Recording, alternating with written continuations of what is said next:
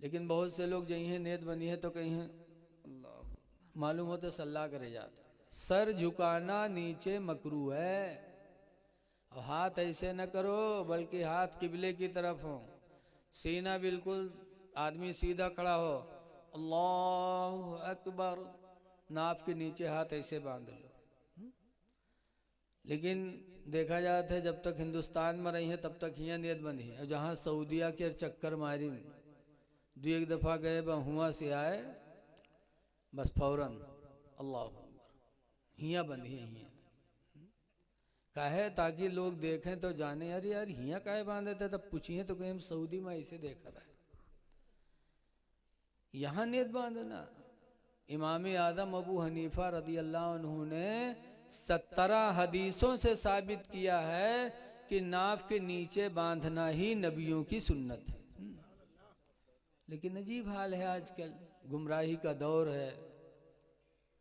गोंडा बस्ती में एक हाजी साहब थे, हाजी उमराव, बहुत नेक आदमी थे लेकिन पढ़े लिखे कम रहा।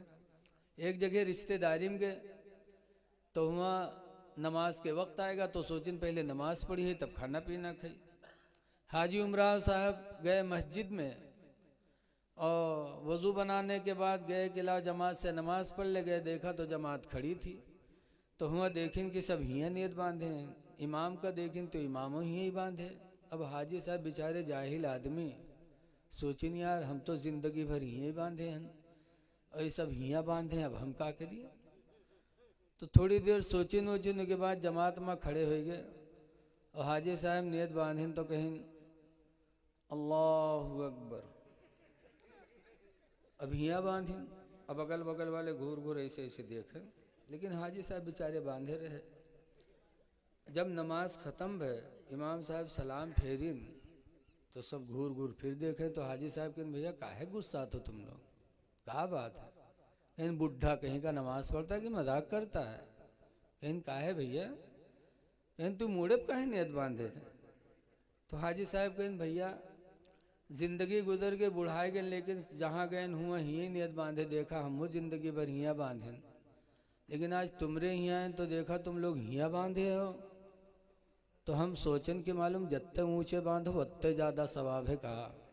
तो हम कहने हम ही न बांध ली जो सब सवाब हमका मिले। तो चुप। तब हाजी साहब ने डांटा, कहा बदतमीज, रसूलुल्लाह का फरमान है कि मर्दों के ख्वाहिशात को अल्लाह ताला ने नाफ के नीचे पैदा फरमाया, लिहाजा मर्द हालत नमाज में अपने हाथ को नाफ के नीचे रखे ताकि उसका नफ्स दबा रहे, नमाज में गंदे ख्यालात न पैदा हों। और औरत के ख्वाहिशात को अल्लाह ने सीने में पैदा फरमाया, लिहाजा औरत हालत नमाज में सीने पर हाथ रखे ताकि उसका नफ्स दबा रहे, नमाज में बुरे इरादे न पैदा हों। और तुमरे सीने में अल्लाह का आधे से जो यहाँ बांधे ठाड़। तो आज अजीब हाल है। ऐ लोगो, जब मस्जिद में जाना नसीब हो तो खुदा का शुक्र अदा करो कि अल्लाह तेरा शुक्र है। इसीलिए हदीस पाक में आज बहुत से लोग मस्जिद में जाई हैं जुमक दिन तो जाई हैं पहले बैठ जाई हैं, तब बैठ के तब खड़े हुए नमाज पढ़ी। जाके मस्जिद में बैठो ना। सरकार फरमाते हैं इदा दखला अहदुकुम फिल मस्जिद, जब तुम्हें का कोई मस्जिद दाखिल हो, फल युसल्ली रकातैन, तो चाहिए कि 2 रकात नमाज पढ़ ले, क़ब्ल अन यजलिसा, इससे पहले कि बैठे, यानी बैठने से पहले 2 रकात नमाज पढ़ ले। कैसी 2 रकात नमाज? तहियतुल मस्जिद। तहियतुल मस्जिद का मतलब है कि अल्लाह 2 रकात नमाज पढ़ करके दुआ मांगे कि इलाही तेरा शुक्र है कि तूने अपने घर में आने की मुझे तौफीक अता फरमा दिया। तहियतुल मस्जिद पढ़ ले। लेकिन आज हम लोग जा करके बैठते हैं पहले फिर बैठ के खड़े होते हैं।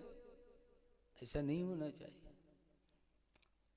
लेकिन आज अफसोस है कि हमारे लोग 8 दिन मस्जिद को पहुँच होते। बोलो 8 दिन। अब 8 दिन भी नौजवान जो जाते हैं तो ऐसी नमाज पढ़ते हैं, पैंट और शर्ट, पैंट और शर्ट पहनेंगे, जुमा में भी। अरे कम से कम नमाज़े जुमा पढ़ने जाओ तो कुर्ता पैजामा पहन लो, हा? पैंट और शर्ट पहन के जाएंगे, और शर्ट कितना लंबा होता है, जहाँ से तहम पैंट खत्म होते हुए तक के शर्ट जाते। अब ऐसे नौजवान पंजगाना तो पढ़ते नहीं, जुम्मा के दिन जई हैं और के बाद पढ़ी हैं, और जब रुकू मैया जई हैं तो शर्ट ऊपर खसकिए, पैंट नीचे खसक जी, 2 इंच दुकान खुल जाता। और के बाद जब सजदम गए तो आधी दुकान खुल जाता।